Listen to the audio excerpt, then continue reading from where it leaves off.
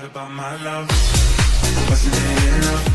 Just let me know. Coaching matters when it comes to QBs for Florida and Utah. You can just do that whole game because look at Utah without Cam Rising, without what was it?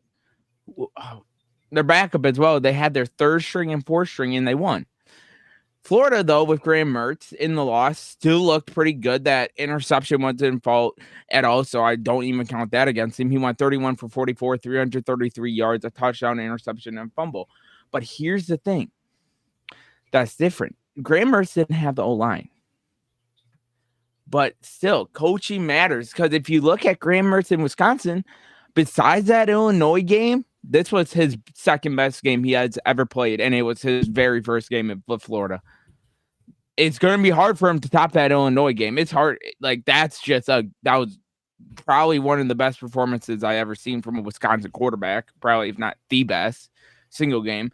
But like he looks, I see the stuff I saw at Wisconsin, but I'm liking what I've seen at Florida because I'm seeing a different part of him. At Florida, he's running the ball more. He's not just staying in the pocket. He's going out, making more plays, which I like to see. And that was one thing that Wisconsin really never did with him. They never really developed him. They tried to make him fit their system instead of making their system built around him. So I'm so happy to see how he performed on Thursday with Graham Mertz. Sor, you're the Florida fan. What do you think about this? Yeah, what say you? I mean, looking at what it was, coaching wise, yes, Billy kind of got the quarterback that he wanted. He went into the transfer portal, got Mertz, and Mertz didn't look bad because, again, like you threw up, he was 31 for 44, about 333 yards. In one game with Florida, that was his career single game record of passing yards. Yeah. And again, like Hayden said, the interception wasn't really his fault. It bounced out, or not really, it wasn't his fault. It bounced out of Ricky Pearsall's hands, and Ricky Pearsall was our best weapon, so you can't even really blame him on that. Again, O-line just looked atrocious for Florida. I mean, they let up 5 sacks, and it sure felt like way more. And it didn't really help that we ran the ball like 12. We only ran the ball 12 times. So you've got 44 passing attempts from Graham Mertz with only running the ball 12 times. And that loss, again, is O-line and special teams. You missed a botched field goal.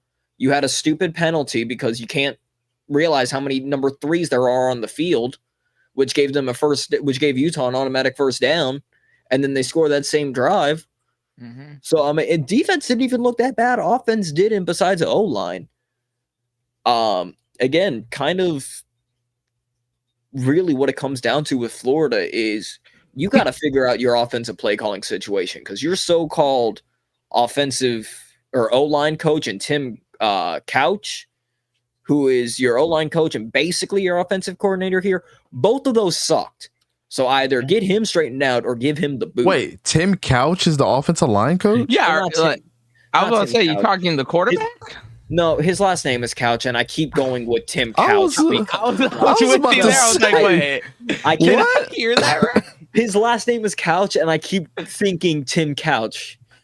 Stop it, or you're going to make me think you're a former quarterback. Is No. Yes, that is not my fault. But either way, you got to Rob Sale, Fish instead. You're right. It is Rob Sale. So, sorry. Couch is our passing game coordinator. He's like again. There's like every assistant coach has an assistant coach, and that assistant coach also has an assistant. So there's random roles. But yeah, facts. I mean, I'll give Billy this. It looked quarterback wise, Mertz did look good, but yeah, you just got to help him out with the O-line. And unfortunately, people are blaming him for the O-line's problems. It's not Bailey Napier's fault, really. It's more the O-line, O-line coach fault. Well, he could have called better plays, but he could have called better plays.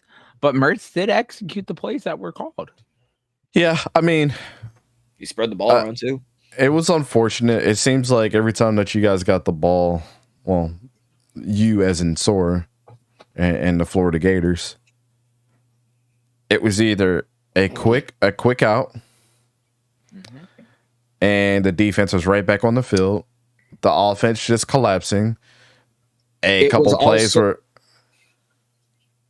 Sorry, I was just gonna say it was also anytime we were in the red zone, it'd be like 3rd and 1, false start on the O line again. So if they weren't giving up sacks, they were causing penalties, which just killed all momentum. Yeah.